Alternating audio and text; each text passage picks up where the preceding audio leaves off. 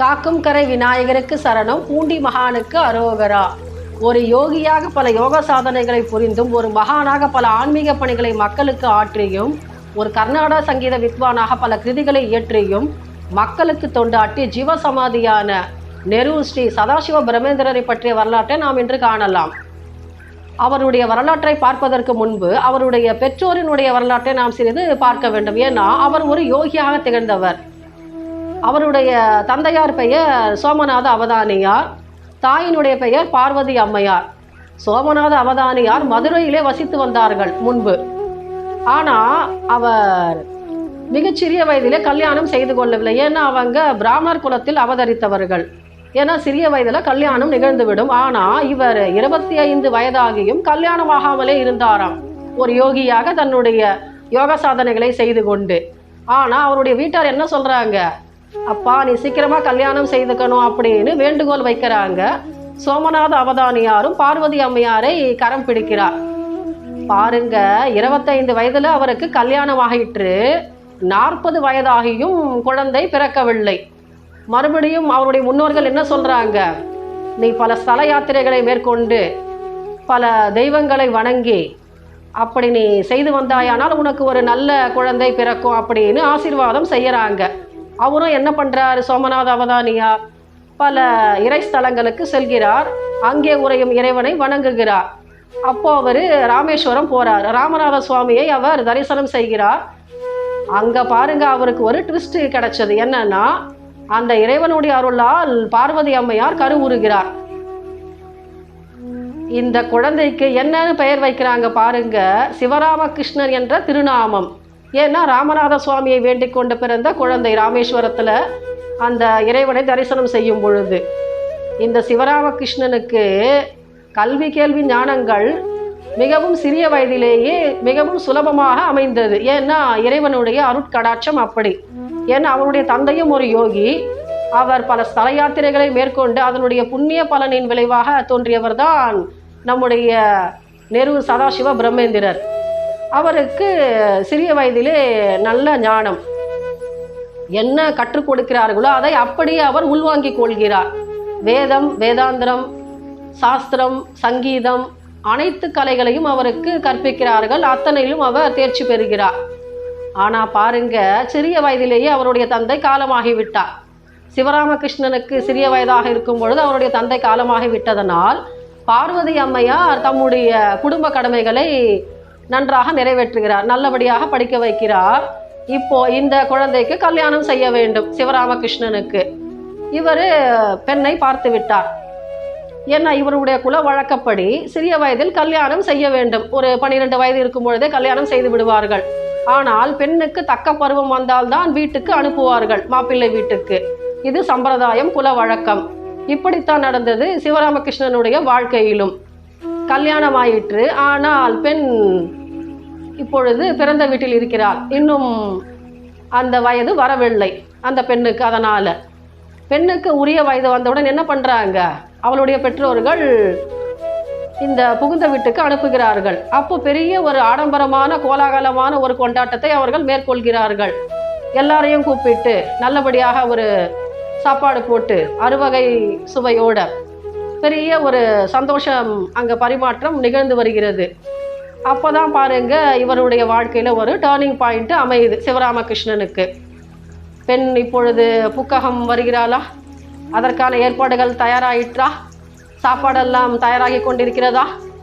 இப்போ இவருக்கு பசிக்குது சிவராமகிருஷ்ணனுக்கு. தன்னுடைய தாய் பார்வதி அம்மையாரிடம் இவர் கேட்கிறார், அம்மா எனக்கு பசிக்குது, சாப்பாடு கொடுக்க மாட்டியா, காலையிலிருந்து பார்க்கிறேன் கோட்டை அடுப்பு எரிந்து கொண்டே இருக்கிறது, பலகாரங்கள் சமைத்து கொண்டே இருக்கிறார்கள், ஆனால் இன்னும் முடியலையே, எனக்கு எப்போதான் நீங்கள் சாப்பாடு போடுவீங்க அப்படின்னு கேட்கிறாங்களாம் சிவராமகிருஷ்ணன்.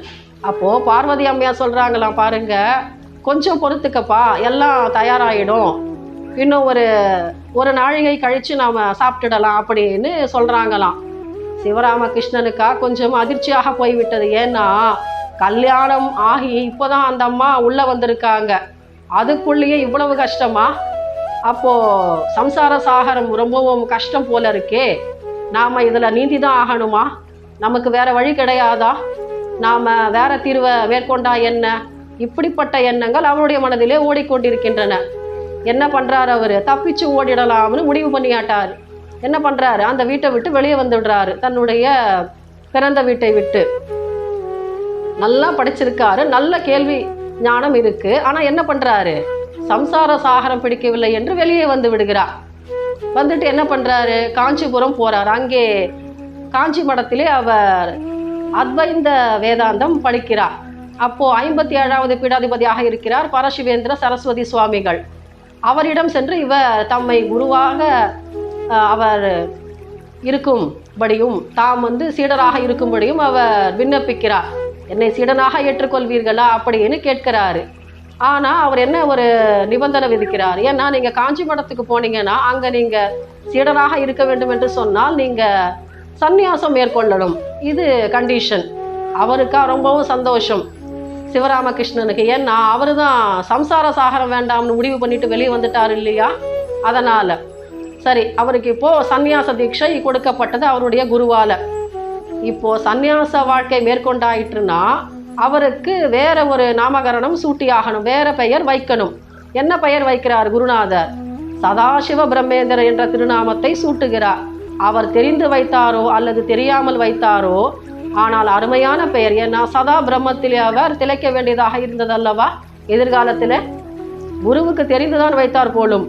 இப்போ என்ன பண்ணுறாரு சதாசிவ பிரம்மேந்திரர்? எந்த வித கட்டுக்களும் கிடையாது, அவருக்கு எந்த பந்தமும் கிடையாது, பாசமும் கிடையாது.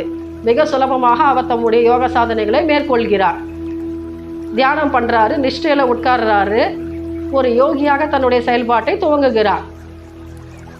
இவருடைய யோக சாதனைகளையும் இவருடைய கல்வி கேள்வி ஞானத்தை பற்றிய அறிவையும் தெரிந்து கொண்ட மைசூர் மகாராஜா என்ன பண்ணுறாரு? என்னுடைய அரண்மனைக்கு வாருங்கள், நான் உங்களை இங்கே ஆஸ்தான சமஸ்தான பண்டிதராக நான் உங்களை நியமிக்கிறேன், என்னுடைய அரண்மனையில் என்னை கௌரவிக்க வேண்டும் என்று வேண்டுகோள் வைக்கிறாராம். சரி, இவர் வந்துட்டார் சதாசிவ பிரம்மேந்திரர். வந்துட்டு பாருங்க, அடுத்த கட்டம் இவருக்கு ஆரம்பமாயிற்று வாழ்க்கையில். இவருடைய ஆஸ்தான பண்டிதர் வேலை அங்கே ரொம்பவும் ஆர்ப்பாட்டமாக அமர்க்கலமாக இருக்கிறது. ஏன்னா எத்தகைய பண்டிதர்கள் எப்படிப்பட்ட வாதத்திற்கு வந்தாலும் இவர் முறியடித்து விடுகிறாராம் தன்னுடைய அத்வைத வேதாந்த ஞானத்தை கொண்டு. அவருக்கு சொல்லணுமா? அவருடைய அப்பாவே யோகி, பெரிய ஞானி. இவர் எதிர்த்து வாதாடுவதில் என்ன ஒரு பெரிய சிறப்பு இருக்க முடியும்? ஏன்னா இப்போ தாய் 8 அடி பாயுதுன்னா புலி, குட்டி 16 அடி பாயும் இல்லையா? அப்படித்தானே திகழ்ந்தா சதாசிவ பிரம்மேந்திரர். பல பேர் வராங்க, பல வேதாந்த கருத்துக்களை சொல்கிறாங்க, பல சமய கருத்துக்களை சொல்கிறாங்க. ஆனால் அத்தனையும் முறியடிக்கிறாரு சதாசிவ பிரம்மேந்திரர். அத்வைதம் தான் பெரிது என்பதை அவர் அற்புதமாக நிரூபிக்கிறார். எல்லா பண்டிதர்களும் வரார்கள், எல்லா சமஸ்தானத்திலிருந்தும். ஆனால் அத்தனை பண்டிதர்களும் வெறும் கையோடு ஏமாந்து தோல்வியாகத்தான் முடிகிறது அவர்களுடைய அந்த வாதம். இப்படியே போய்கொண்டிருக்கிறது. அப்போது தஞ்சாவூர்லேருந்து சில பண்டிதர்கள் வரார்கள். அவர்களும் என்ன பண்ணுறாங்க? தம்முடைய சமய கருத்துக்களை சொல்கிறாங்க. ஆனால் அதையும் முறியடித்து விடுகிறார் சதாசிவ பிரம்மேந்திரர். அவங்க அப்படியே திரும்பி போயிருந்தா பரவாயில்லை. என்ன பண்ணுறாங்க? நேராக போயிட்டு சதாசிவ பிரம்மேந்திரனுடைய குரு கிட்ட சொல்லிடுறாங்க, உன்னுடைய சிஷ்யன் இப்படி எல்லாரையும் தோற்கடிச்சிட்டான், எங்களால் தாங்க முடியலை, எல்லாரையும் தோற்கடிச்சுக்கிட்டு இருந்தா எப்படி, அவன் எப்போ தான் தன்னுடைய வாயை மூட போகிறான் அப்படின்னு கேட்டுடுறாங்களாம். பார்த்தாரு அவருடைய குரு பரசிவேந்திர சரஸ்வதி சுவாமிகள். ஒரு நாள் கூப்பிட்டு சொல்லிடுறாரு சதாசிவ பிரம்மேந்திரர் கிட்ட, ஊர் வாயெல்லாம் அடக்கணும் இல்லை, உன் வாயை நீ எப்போ அடக்க போற, வாயை மூடிக்கிட்டு சும்மா இருக்க மாட்டியா அப்படின்னு கேட்டுடுறாராம். பாருங்க, இந்த வார்த்தை அவருக்கு நன்றாக வேலை செய்தது சதாசிவ பிரம்மேந்திரருக்கு. அன்று முதற்கொண்டு இவர் என்ன பண்றாரு? வாயை திறந்து ஒரு வார்த்தையும் பேச மாட்டேன் என்கிறார், மௌனியாகி விடுகிறார். நாம என்ன நினைப்போம்? மொழினா ஒரு தகவல் தொடர்பு சாதனம், நமக்கும் பிற மனிதர்களுக்குமான ஒரு பரிவர்த்தனை இந்த மொழி. ஆனால் அவர் என்ன பண்றாரு? மொழியை துறந்தார், உடையை துறந்தார், ஆசைகளை துறந்தார், அத்தனையும் துறந்தார். அவர் என்ன நினைக்கிறாரு? காவிதான் துறவின் அடையாளமா? ஏன் நான் அப்படியே தேக சஞ்சாரம் செஞ்சா என்ன? அப்படிதான் நினைக்கிறாரு சதாசிவ பிரம்மேந்திரர். ஆடையையும் துறந்தார், ஆசைகளையும் துறந்தார். இப்போ என்ன பண்ணுறாரு? அவர் தான் பாட்டுக்கு நடந்து போய்கிட்டு இருக்காரு, எங்கேயும் அவர் நிற்கிறது கிடையாது. பல ஸ்தலங்களுக்கு செல்கிறார், கால்நடையாகவே செல்கிறார், யாரிடமும் ஒரு வார்த்தையும் பேசுவது கிடையாது. இப்படி தான் பாருங்க போய்கிட்டு இருந்தார் ஒரு இடத்துல. அங்கே வைக்கல் போர் நிறைய வச்சுக்கிட்டு இருந்தாங்க. இவர் என்ன பண்ணுறாரு, சமாதி நிலைன்னு சொல்லுவோம் இல்லையா, அதை அவர் கையாண்டாராம். என்ன பண்ணுறாரு, அமைதியாக வந்து படுத்துக்கிட்டாரு. ஆனால் அவர் அங்கே படுத்துக்கிட்டு இருந்தது யாருக்குமே தெரியாது. எத்தனை காலம் அவர் அப்படி இருந்தார் கட்டையாக என்பது ஒருவருக்கும் தெரியாது. அப்போ ஒரு நாள் என்ன ஆச்சுது, அந்த வைக்கோல் போரெல்லாம் எடுக்கிறாங்க. அடுக்கி வச்சிருந்த வைக்கோல் போருக்கு கீழே ஒரு மகான் படுத்துக்கிட்டு இருந்தார். ஆனால் அவரை தட்டி எழுப்புனா ஒன்றும் நடவாதது போல எழுந்து நடக்கிறாராம். அப்போ எத்தனை காலமாக அவர் ஊனின்றி உறக்கமின்றி அப்படி படுத்து கிடப்பார்? மூச்சு காற்று எப்படி வந்திருக்கும்? அப்போது கட்டையாகத்தானே அவர் படுத்து கிடந்தார். இது எப்படி சாத்தியமாயிற்று? இது என்ன நிலை?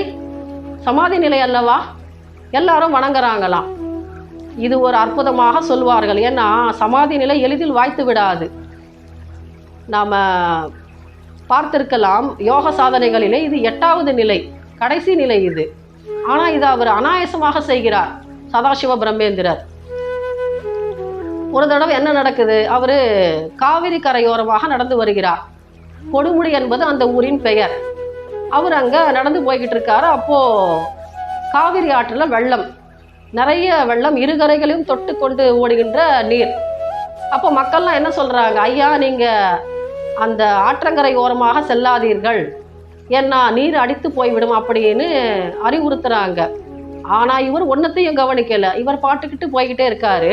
அப்போ வெள்ளம் வந்து அடிச்சுட்டு போயிடுதோ அப்படின்னு மக்கள் பயப்படுறாங்க. கரையில் நின்றுக்கிட்டு கூக்குரலிடுறாங்க, சுவாமி மேலே வந்துடுங்க அப்படின்னு. ஆனால் வெள்ளம் அடித்து போயிட்டு தான் நினச்சிட்டாங்க.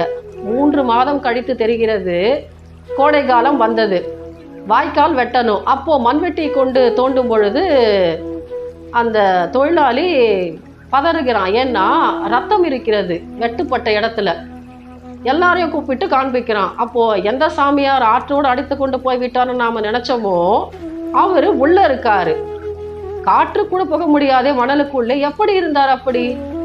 இது சமாதி நிலை அல்லவா? ஒன்றும் நடவாதது போல திரும்பவும் அவர் எழுந்து நடந்து விடுகிறார். அப்போது ஒரு இடத்துல மாட்டு வண்டி வந்து நிற்குது. பல பேர் நிற்கிறாங்க, தொழிலாளிகள்லாம் மரக்கட்டையெல்லாம் வந்து எடுத்து அடுக்கிக்கிட்டு இருக்காங்க மாட்டு வண்டியில். இவர் யாரோ சாதாரண மனுஷன் போல இருக்கா அப்படின்னு நினச்சிக்கிட்டு என்ன பண்ணுறாங்க, ஐயா இங்கே வாங்க அப்படின்னு கூப்பிட்டு, மரக்கட்டைக்கெல்லாம் கொஞ்சம் அடுக்க முடியுமா அப்படின்னு கேட்குறாங்க. இவரா ஒன்றும் நடவாதது போல என்ன பண்ணுறாரு, மரக்கட்டைகள்லாம் எடுத்து அடுக்குகிறார் மாட்டு வண்டியில். ஏறி உக்காந்துக்கிட்டு சும்மா போனால் பரவாயில்ல, ஆனால் என்ன சொல்கிறாங்க, அவரை காண்பிச்சு, ஆமாம் இந்த கட்டை எங்கே போகுது அப்படின்னு கேலி பேசுகிறாங்களாம். இவர் நிமிர்ந்து பார்க்குறாரு, என்ன நடக்குது பாருங்க. அந்த மரக்கட்டைகள்லாம் அடுக்கி வச்சுருந்தாங்க இல்லையா மாட்டு வண்டியில், அது தானாக தீப்பற்றி எரிகின்றதாம். ஒரு மகானை அப்படி பழிக்கலாமா? தவறல்லவா? அவங்க தவறுடைய தவறை உணர்ந்து என்ன பண்ணுறாங்களாம், காலில் விழுந்து வணங்கிட்டு போகிறாங்களாம். இவ்வளவு செய்திகளையும் கேள்விப்படுகிறான் புதுக்கோட்டை மன்னன் தொண்டைமான் ரகுநாதன். அவன் சும்மா இருப்பானா? எனக்கு ஏதாச்சும் ஒரு தீட்சை கொடுக்க மாட்டாரா, எனக்கு ஒரு திருவார்த்தை உரைக்க மாட்டாரா அப்படின்னு பின்னாடியே வரானா. இவரா வாயை திறந்து ஒரு வார்த்தையும் பேச மாட்டேன்றாரு ஒருத்தர்கிட்டையும். திருவரங்குளம் என்ற காட்டுப்பகுதிக்கு வரான் புதுக்கோட்டை மன்னர். எப்படியாச்சும் மன்றாடியாவது கெஞ்சி கூத்தாடியாவது காலில் விழுந்தாவது ஏதாவது ஒரு குருவார்த்தை உரைக்க மாட்டாரா, அதை நாம் வாங்கி கொண்டு போய்விடலாமா? இப்படிப்பட்ட எண்ணம் அவனுக்கு, அந்த வைராகியம் அவனுக்கு ஏற்பட்டு விட்டது. விடாமல் தொடர்ந்து வரான் திருவரங்குளம் காட்டுப்பகுதிக்குள்ள. இவரும் பார்க்கிறாரு, சரி எத்தனை காலம்தான் பின்தொடர்ந்து வருவான் இவன், போகட்டும், நாம் ஒரு மந்திர தீட்சையாவது கொடுத்து விடலாம் அப்படின்னு சதாசிவ பிரம்மேந்திரன் சற்று மனமிறங்குகிறார். என்ன பண்ணுறாரு, அவரை கூப்பிட்டு சைகையில் மணலில் எழுதி காண்பிக்கிறாராம். ஓம் நமோ பகவதே தட்சிணாமூர்த்தியே பிரஞ்சாம் பிரேச்ச ஸ்வாஹா அப்படின்ற மந்திரத்தை எழுதி காண்பிக்கிறாராம். அந்த எழுதி காண்பித்த அந்த வரிகளை அவனை வைரத்துக்கு சமமாக நினைக்கிறான் புதுக்கோட்டை மன்னன். என்ன பண்ணுறான், அதை தன்னுடைய பட்டாடையில் ஏந்தி கொள்கிறான். அதை எடுத்துக்கொண்டு போய் அரண்மனையில் தங்க பிழைக்குள்ளே வைத்து பாதுகாக்கிறான். இன்றும் நாம் அதை பார்க்கலாம். புதுக்கோட்டை சமஸ்தான மன்னர் மிகவும் பொக்கிஷமாக கருதினார் அல்லவா. அந்த மணல் இன்றும் நமக்கு காண கிடைக்கிறது. நெரு சதாசிவ பிரம்மேந்திரனுடைய திருக்கரம் பட்ட மணல். இந்த மணல் என்ன பாக்கியம் செய்தது பாருங்கள், மகானுடைய திருக்கரங்கள் படுவதற்கு. இது ஒரு அதிசயம். ஏன்னா தட்சிணாமூர்த்தி மந்திரத்தை ஒரு குரு உபதேசிக்க ஒரு மன்னன் பெற்றுக்கொண்டான் என்பது வரலாற்று சிறப்பல்லவா. இது அவனுக்கு கிடைத்தது, புதுக்கோட்டை மன்னருக்கு கிடைத்த மிகப்பெரிய பரிசு. இப்படியே வந்துகிட்டு இருக்காரு. அப்போ தஞ்சாவூர் சரபோஜி மன்னர், அவருக்கு குலதெய்வம் திருச்சி சமயபுரம் மாரியம்மன். அவர் என்ன பண்றாரு, அவருடைய ஒரே பெண், அந்த பெண்ணுக்கு கண்ணுல ஒரு நோய், அது குணமாகணும்னு என்ன பண்றாரு, பிரார்த்தனை செய்து கொண்டு திருச்சி சமயபுரம் மாரியம்மன் போகலாம் அப்படின்னு வராரு. அப்போ தன்னுடைய பரிவாரங்களோட வரும் பொழுது புன்னைநல்லூர்ல வந்து இறங்குறார் அவருடைய பரிவாரங்கள்.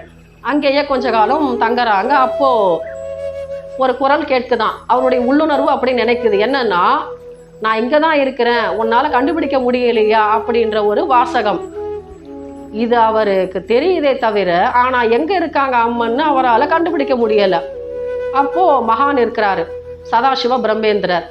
அவர் என்ன பண்ணுறாரு, அங்கே அமைதியாக உட்கார்ந்துக்கிட்டு தியானம் செஞ்சுக்கிட்டு இருக்காரு. அவருடைய காலடியில் விழுந்து வணங்குறான் தஞ்சாவூர் மன்னன், சரபோஜி மன்னர்.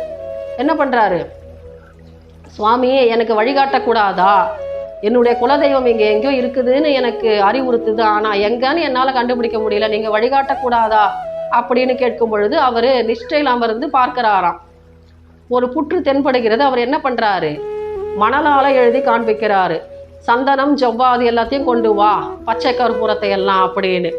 இவனா கொண்டு வரான் சரபோஜி மன்னர். கொண்டு வந்து கொடுத்த உடனே மகான் என்ன பண்ணுறார், தன்னுடைய திருக்கரங்களால் புன்னைநல்லூர் மாரியம்மன் கோவிலை அவர் அழகாக திருவுருவத்தை அமைக்கிறார். எத்தனை பெரிய அதிசயம் பாருங்கள், ஒரு அம்மன் ஒரு மகானுடைய திருக்கரங்களால் அமைகிறாள். எவ்வளவு சந்தோஷம் தஞ்சாவூர் மன்னருக்கு. காலில் விழுந்து கும்பிடுறான். அப்போது ஒரு விண்ணப்பம் வைக்கிறான், என்னன்னா சுவாமி இந்த தேகத்தை நீங்கள் விடும் பொழுது, ஜீவசமாதி ஆகும் பொழுது எனக்கு ஒரு தகவல் கொடுக்க வேண்டும், நான் உங்கள் பக்கத்தில் இருக்கணும், இது ஒன்று தான் என்னுடைய ஆசை, என்னுடைய விருப்பம், இந்த பிரார்த்தனை நீங்கள் ஏற்றுக்கொள்ளணும் அப்படின்னு பணிவாக வேண்டுகிறானா.